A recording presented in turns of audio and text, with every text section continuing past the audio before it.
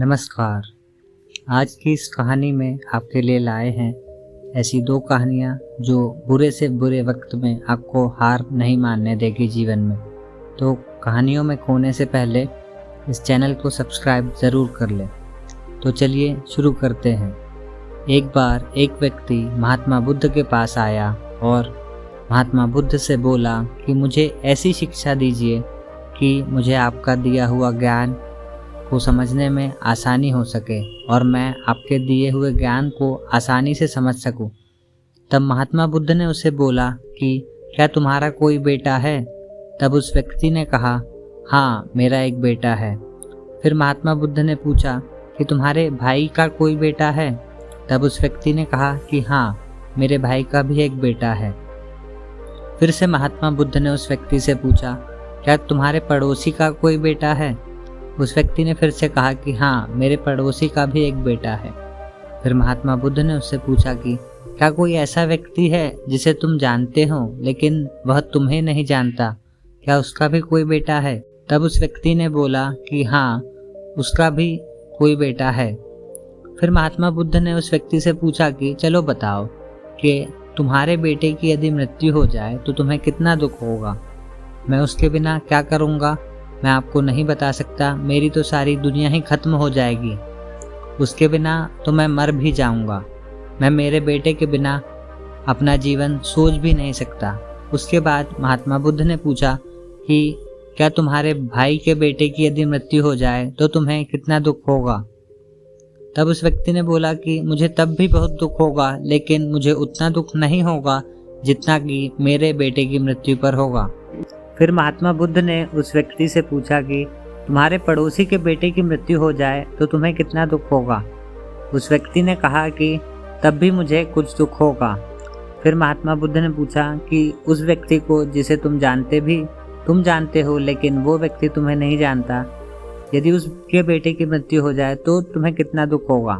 तो इस व्यक्ति ने कहा, तब शायद मुझे बिल्कुल भी दुख नहीं होगा, क्योंकि मैं उस व्यक्ति को जानता भी नहीं हूँ।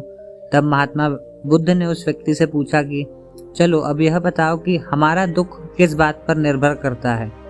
उस व्यक्ति ने कुछ देर सोचने के बाद कहा, हमारा दुख इस बात पर निर्भर करता है कि हम किसी चीज़ से कितने जुड़े हुए हैं, हमारा उससे कितना लगाव है और हम उसे कितनी हद तक अपना मानते हैं, इस बात पर निर्भर करता है। महात्मा बुद्ध ने कहा कि बहुत अच्छा। बुद्ध ने फिर उस व्यक्ति से पूछा कि तुम अगर अपने बेटे को समुद्र के पास लेकर जाओगे तो क्या वह रेत में नहीं खेलेगा? तब उस व्यक्ति ने कहा कि हाँ, वो रेत में ज़रूर खेलेगा। महात्मा बुद्ध ने फिर उस व्यक्ति से पूछा कि समुद्र की लहरों ने तुम्हारे बेटे के बनाए हुए घर को तोड़ दिया तो क्या तुम्हारा बेटा रोएगा? तब उस व्यक्ति ने बोला कि हाँ महात्मा जी, वो रोएगा। महात्मा बुद्ध ने पूछा कि क्या तुम उसके साथ रोओगे? तो उस व्यक्ति ने कहा कि नहीं, मैं उसके साथ नहीं रहूँगा। तो महात्मा बुद्ध ने उस व्यक्ति से पूछा कि क्यों? तो उस व्यक्ति ने कहा कि वह तो बच्चा है, उसे लगता है कि यह घर बहुत सुंदर है और यह हमेशा बना रहे। उसका उसके साथ जुड़ाव हो जाता है, उसके साथ उसका लगाव हो जाता है, उसकी भावनाएं उसके साथ जुड़ जाती है।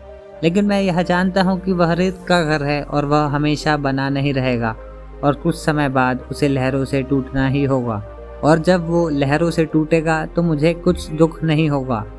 महात्मा बुद्ध मुस्कुराए और बोले कि अब तुम्हें समझ आ गया है।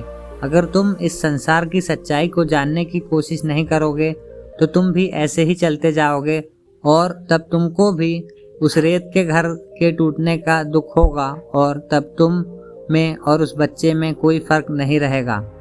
इससे महात्मा बुद्ध हमें यह समझाना चाहते हैं कि हमें लगाव कम से कम रखना चाहिए, यानी किसी को खुद से भी ज़्यादा मत जोड़ो, क्योंकि इस दुनिया में कोई भी चीज़ हमेशा के लिए नहीं रहती। इस दुनिया का हर एक चीज़, हर एक इंसान नश्वर है। जब हम इन चीज़ों से जुड़ जाते हैं और बाद में यह चीज़ें हमको छोड़कर चली जाती हैं, तब हमें बहुत दुख होता है। और यही वो रहस्य है जो भगवान बुद्ध जान गए थे। शांति को पाने का एक ही रास्ता है, लगाव का ना होना, क्योंकि इस दुनिया में सब कुछ भ्रम है। आप इस भ्रम को खुद के लिए क्यों चुनते हो, यह आपके ऊपर निर्भर करता है।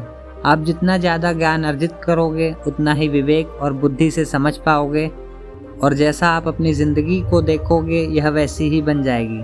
यह कहानी है दो बौद्ध भिक्षुओं की, जिसमें से एक बूढ़ा था और एक जवान था। दोनों शाम को गांव से भिक्षा मांगकर लौट रहे थे। आश्रम से कुछ दूर पर पहाड़ से एक नदी बहती थी और उस नदी के पास एक जवान स्त्री खड़ी थी। उस स्त्री को नदी पार करनी थी, लेकिन वह स्त्री नदी को पार करने से डर रही थी, क्योंकि वह स्त्री उस नदी की गहराई से अनजान थी।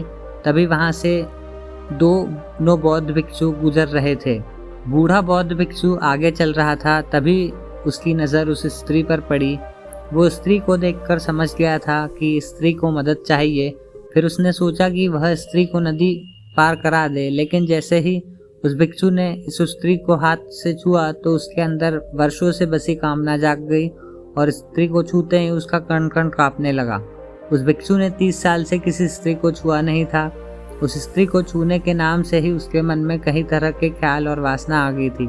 तभी उस बूढ़े बौद्ध भिक्षु ने सोचा कि यह कैसी गंदी बात सोच ली मैंने तो इतने सालों से साधना की है, वह भंग हो जाएगी। मुझे क्या मतलब कोई नदी पार करे या ना करे, मैं अपने 30 सालों की साधना इस लड़की पर क्यों लगाऊं।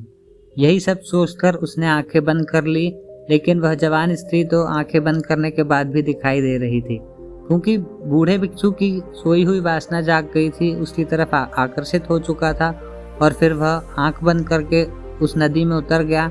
आपको पता है, जिस चीज़ से आंख बंद कर ली जाती है वह हमें और दिखाई देने लगती है, और उस भिक्षु के साथ भी ऐसा ही हुआ। उसे वह स्त्री अप्सरा की भांति दिखने लगी, क्योंकि उसने आंखें बंद कर ली थी।